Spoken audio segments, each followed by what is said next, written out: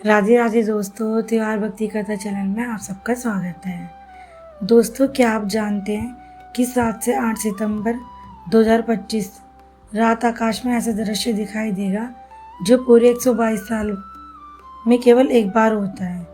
लाल रंग का चांद, जिसे हम ब्लड मून कहते हैं, अपने पूरे सौंदर्य में चमकता हुआ नजर आएगा। लेकिन इस बार यह केवल खगोलीय घटना नहीं होगी, इसकी शुरुआती पितृपक्ष के साथ हो रही है। पितृपक्ष वह समय है जब हम अपने पूर्वजों को याद करते हैं, उनके लिए तर्पण करते हैं और उनकी आशीर्वाद की कामना करते हैं। शास्त्र कहते हैं जब हम अपने पितरों को स्मरण करते हैं तो वे संतुष्ट होकर हमारे जीवन में सुख समृद्धि का मार्ग खोलते हैं। और इस बार जिस रात ब्लड मून दिखाई देगा वह रात अपने आप में शक्तिशाली अद्भुत मानी जाएगी। चंद्र ग्रहण का समय प्रारंभ रात 8:58, पूर्ण ग्रहण होगा 11 बजे से 12:22 तक और समाप्ति होगी सुबह 2:25 तक। पूरे भारत में खूबसूरत रक्त चंद्रमा साफ दिखाई देगा।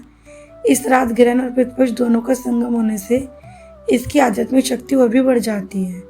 बहुत समय पहले की बात है, देवता और असुर समुद्र मंथन कर रहे थे। उद्देश्य था अमृत प्राप्त करना। मंथन के दौरान अनगिनत रत्न, धन संपदा और देवी देवताओं के आभूषण निकले, लेकिन असली खजाना था अमृत कलश। जैसे ही अमृत निकला, असुरों ने उसे अपने कब्जे में लेने की कोशिश की। तभी भगवान विष्णु ने मोहिनी रूप धारण किया।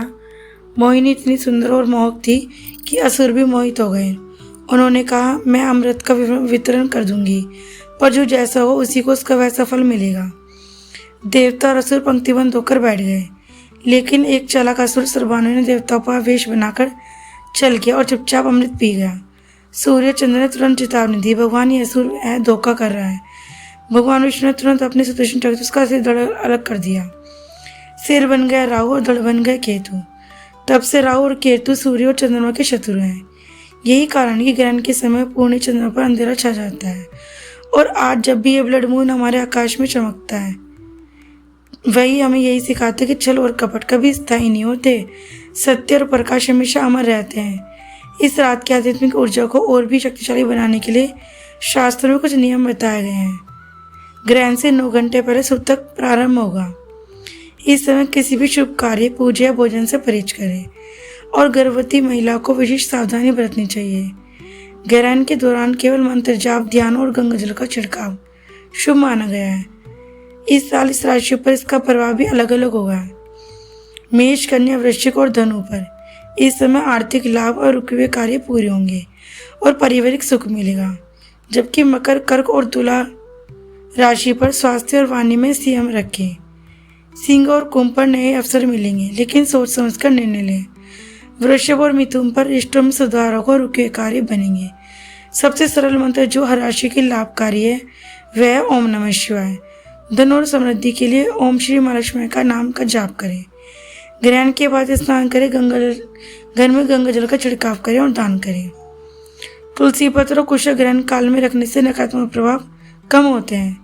जैसे ही ग्रहण समाप्त होगा, चंद्रमा फिर से अपने श्वेत, शांत और सुंदर स्वरूप में प्रकट होगा।